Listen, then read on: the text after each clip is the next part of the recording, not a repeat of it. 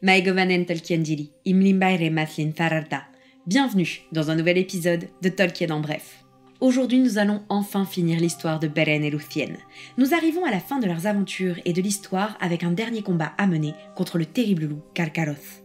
Je vous encourage à d'abord regarder les autres vidéos intitulées Beren et Lúthien. Sinon, ça veut dire que vous avez loupé toute l'histoire et que vous vous spoilez directement la fin, et c'est dommage. Pareil, un petit détour sur notre épisode sur la mortalité et l'immortalité pourra vous être utile, car nous allons parler de la destinée des esprits et avec cet ancien épisode hors série en tête, vous aurez tout ce qu'il faut pour profiter de celui-ci. Allez, c'est parti.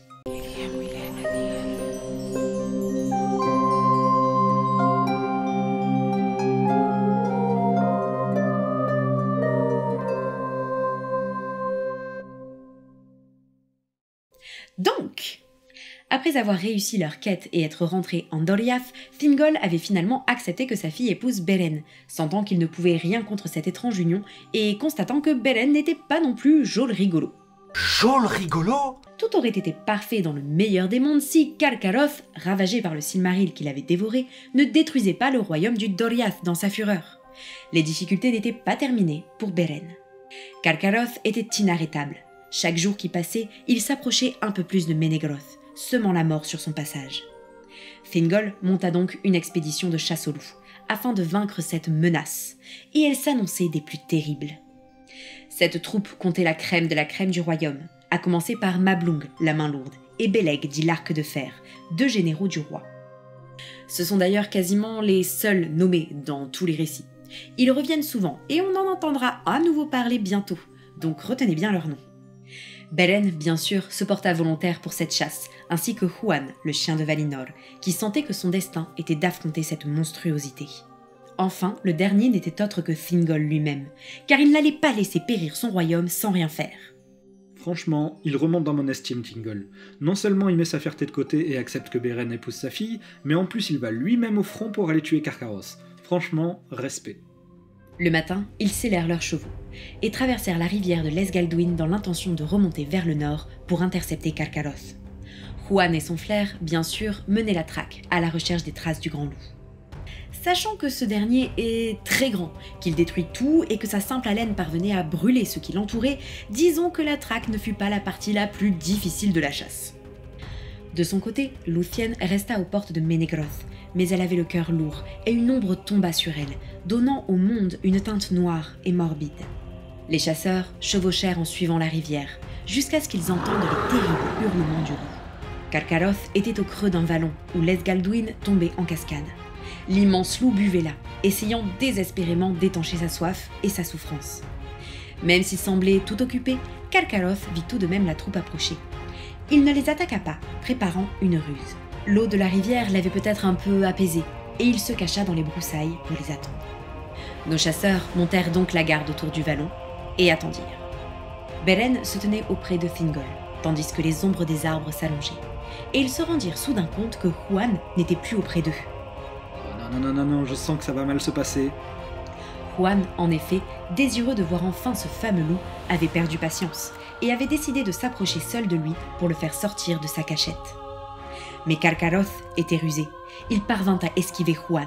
De terribles aboiements retentirent dans les fourrés et Carcharoth bondit soudain en direction du roi Thingol. Beren, voyant cela, voulut s'interposer. Il bondit entre le roi et Carcharoth, armé d'une lance. Mais il suffit au loup d'un seul coup de patte pour terrasser Beren avant de planter ses crocs dans sa poitrine. Ça va pas le faire ça. Comment il peut survivre à ça ? Huan bondit alors derrière Carcharoth depuis les fourrés pour atterrir sur le dos du loup. Ils roulèrent tous deux au sol et commencèrent un combat acharné. Jamais un tel combat entre chien et loup n'avait existé. Dans les aboiements de Huan, on pouvait entendre les cors d'Oromé et la colère des Valar. Dans les hurlements de Carcharoth, c'était la haine de Morgoth et toute la cruauté qui en émanait qui résonnait dans le vallon.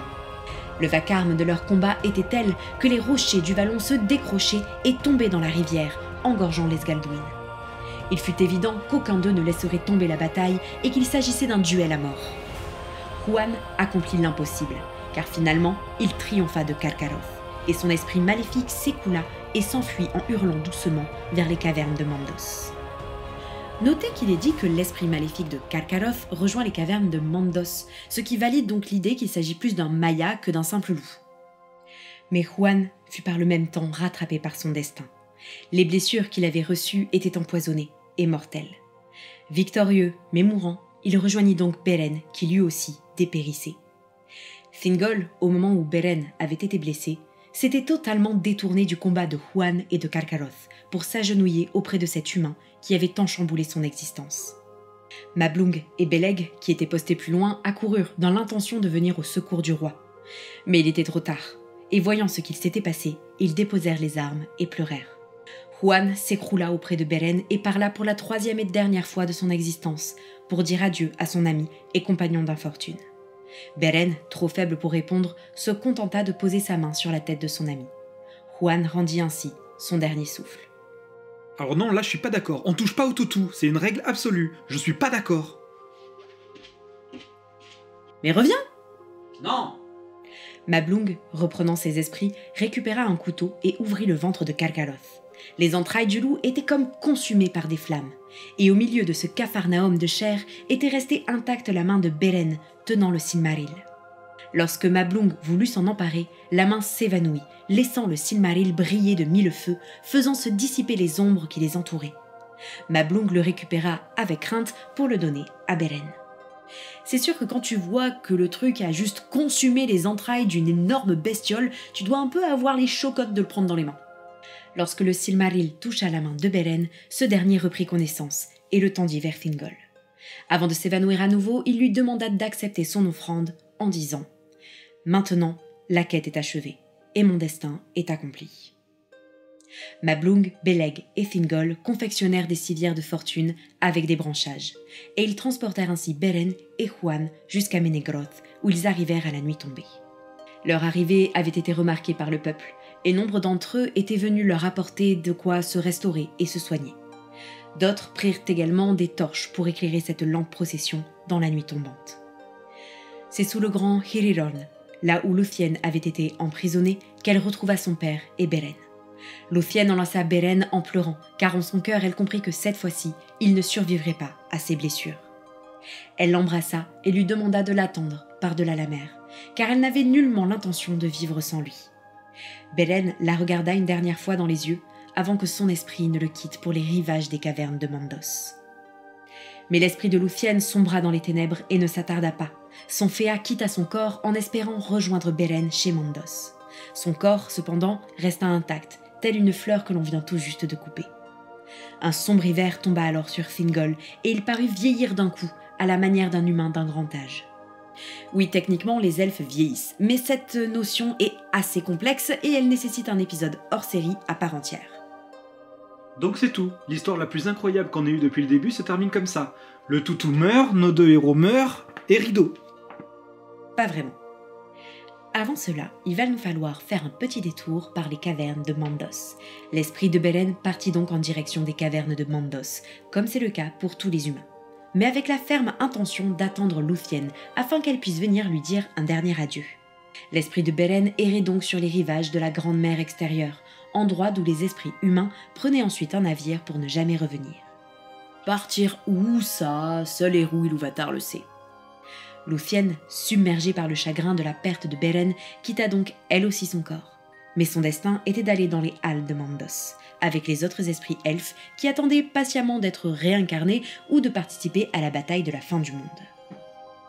Lúthien entra dans les halles, plus belle et plus triste que tous les esprits qui attendaient là, assis dans l'ombre de leurs propres pensées. Elle s'agenouilla devant le Valar Mandos et se mit à chanter pour lui. Ce chant était unique, d'une beauté inégalable. Il renfermait la plainte la plus déchirante qui ne fut jamais déposée en mots.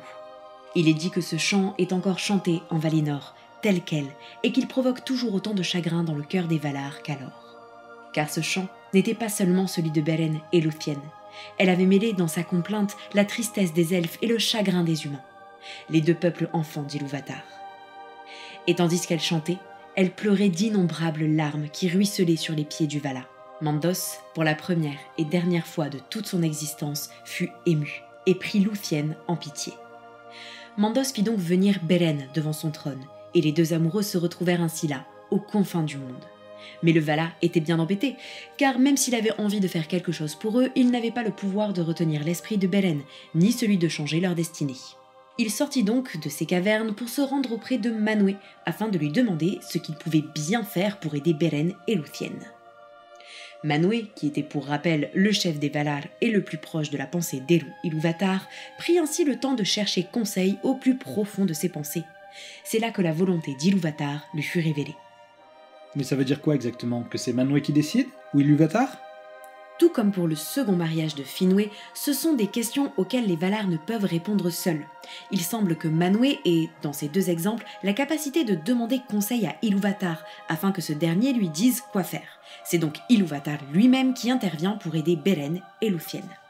Fort de ces nouvelles, Mandos revint aux cavernes et parla à Lúthien. Il lui proposa un choix en récompense de son labeur et de ses peines. La première possibilité qu'elle pouvait choisir était d'être libérée des halles de Mandos pour vivre en Valinor jusqu'à la fin des temps, en oubliant toutes ses souffrances passées. Elle connaîtrait ainsi une éternelle vie de joie et de volupté. Cependant, Beren ne pouvait la suivre dans ce choix, car il ne pouvait refuser aux humains la mort, qui était le don qu'Ilúvatar leur avait fait. Alors techniquement ça ne récompense que Lúthien ici, Beren ça change rien pour lui. Oui, mais cela reste un gros cadeau pour Lúthien, car à ce moment-là, souvenez-vous qu'aucun elfe n'est autorisé à revenir vivre en Valinor. La deuxième possibilité qui lui fut offerte était bien différente. Elle pouvait choisir de retourner avec Beren en Terre du Milieu, mais alors il ne serait aucunement assuré de vivre heureux et en paix. De plus, Lúthien serait alors soumise à mourir une seconde fois, mais cette fois-ci à la manière des humains. Elle quitterait donc pour toujours cette terre et ne survivrait plus qu'au travers des chansons. Je ne sais pas pourquoi, mais je suis sûr qu'elle a choisi la seconde possibilité. Oui, Lúthien choisit de tourner le dos à Valinor, ainsi qu'au destin des elfes, pour lier le sien à Beren pour toujours. Elle n'avait cure des souffrances qu'elle pouvait rencontrer ou endurer, et portait encore moins d'importance au fait de quitter ce monde, à partir du moment qu'elle le faisait avec Beren. Le destin de Lúthien est ainsi changé, mais ce ne sont pas les Valar qui le permettent, mais bien Ilúvatar lui-même. C'est pour ça que c'est le seul exemple de changement de destin dans toute l'histoire. Les autres ayant le choix étant ensuite des semi-elfes. Pour plus de détails, je vous renvoie à l'épisode sur les couples elfes-humains. Le choix de Lúthien fut acté par Mandos, qui les renvoya alors en Terre du Milieu. Beren et Lúthien retournèrent donc en Beleriand et reprirent leur forme Odoriath. Je suis désolée, je ne peux malheureusement pas vous préciser si cela veut dire qu'ils retournent dans les corps qu'ils avaient laissés inertes en Doriath ou s'ils apparaissent dans une peau toute neuve. Ce n'est pas expliqué par Tolkien. Ceux qui croisèrent alors les deux amoureux furent partagés entre la joie et la crainte, car c'était tout bonnement la première fois qu'on voyait des morts revenir à la vie. Ils se rendirent d'abord à Menegroth, et là, elle guérit Thingol de l'hiver qui était tombé sur lui en le touchant de la main. Mais Méliane subit alors le plus terrible deuil qu'aucun être ne vécut jamais en Terre du Milieu, car lorsqu'elle regarda dans les yeux de sa fille, elle lut le destin qui était désormais le sien. Elle se détourna donc, étreinte par un chagrin sans fond, car elle comprit qu'elles étaient toutes deux séparées par un précipice, Méliane devant rester pour toujours en Arda et Lúthien devant le quitter bientôt. Beren et Lúthien, une fois leur au revoir fait, partirent seuls, sans craindre ni la soif, ni la faim, ni le froid. Dans la Cuenta Noldorinois, il est dit qu'en récompense de leur peine, Mandos leur accorda une longue existence pleine de félicité, et qu'ils purent ainsi vivre sans connaître la soif ou le froid.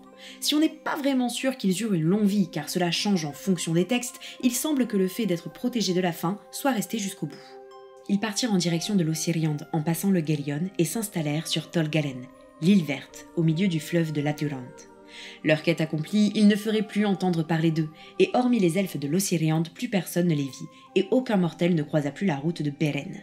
Les elfes renommèrent cet endroit Dor Firn Ingwinar, c'est-à-dire le pays des morts qui vivent. Là-bas, ils vécurent parmi les elfes verts de l'Osiriand, et en 470 du premier âge, ils eurent un fils appelé Dior Aranel, dit le Beau, mais qui fut plus tard connu sous le nom de Dior Eluhil, ce qui signifie l'héritier de Thingol. Premier être à être issu de 3 lignages différents, Edain par son père, Eldar et Maiar par sa mère. Ainsi s'achève le conte de Beren et Lúthien. Eh ben attends, on sait même pas encore quand et comment il meurt, c'est pas fini là. En effet, mais c'est parce que nous retrouverons Beren et Lúthien dans un futur épisode, car ils referont une dernière apparition dans l'histoire avant de mourir. Nous vous parlerons donc de leur fin définitive à ce moment-là. Enfin bref, J'espère que cet épisode et tous ceux sur cette fabuleuse histoire vous ont plu. N'hésitez pas à suivre notre chaîne, à nous laisser des commentaires et à nous poser vos questions si vous en avez. N'oubliez pas que si vous souhaitez nous soutenir, vous pouvez également vous abonner à notre chaîne ou cliquer sur le bouton merci. On se retrouve très vite pour poursuivre nos aventures en Terre du Milieu. Namarie Tolkien Jiri.